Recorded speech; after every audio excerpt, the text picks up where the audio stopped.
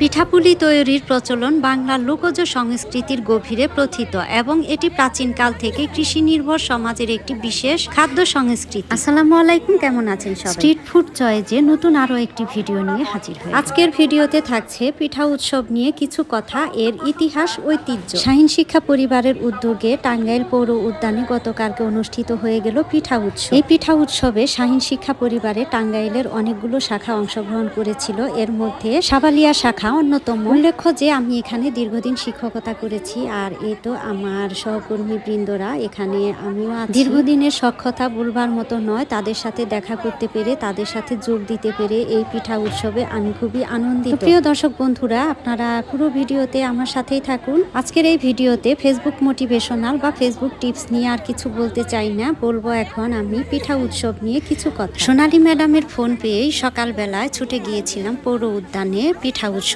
যোগ দিই। শাহীন শিক্ষা পরিবারের চেয়ারম্যান শ্রদ্ধেয় শাহীন স্যার এখানে উৎসবে উপস্থিত সবার মাঝে।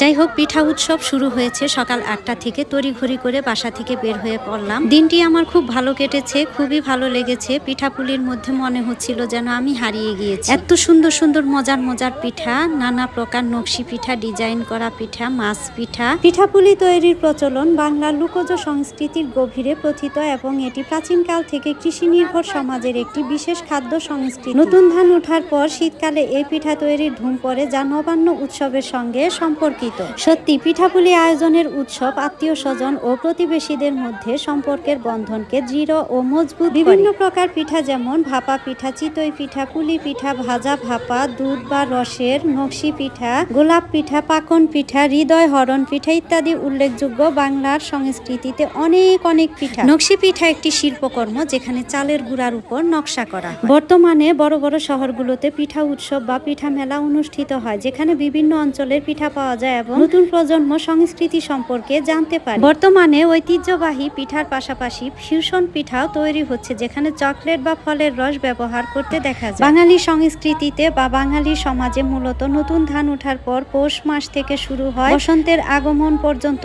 এই পিঠা উৎসব চলে। এটি শুধু খাবার নয়, বরং এটি পারিবারিক ও সামাজিক বন্ধন দৃঢ় করে, নতুন প্রজন্মকে দেশীয় কৃষ্টির সঙ্গে পরিচয় করিয়ে দেয় এবং এর মূল ভিত্তি গ্রামীণ কৃষি নির্ভর সমাজ, যেখানে চালের গুঁড়া, গুড়, নারিকেল ইত্যাদি দিয়ে বিভিন্ন প্রকারের সুস্বাদু পিঠা তৈরি হয়, যেমন ভাপা পিঠা, চিতই পিঠা, নকশি পিঠা, যা আজ শহরাঞ্চলেও পিঠা উৎসবের মাধ্যমে পালিত হয়। পিঠা উৎসব বাঙালির আনন্দ, মিলন ও ঐতিহ্যের প্রতীক, যা শীতের আমেজকে আরো উপভোগ্য করে তোলে। কুয়াশাচ্ছন্ন ভোর বা সন্ধ্যায় চুলার পাশে বসে পিঠা খাওয়া সে কি মজা, শুধু কি মজার, অন্যরকম এক অনুভূতি জাগে মনে। আজ এ পর্যন্তই। ভালো থাকবেন, সুস্থ থাকবেন সবাই। পরবর্তীতে অন্য কোনো ভিডিও নিয়ে হাজির হব।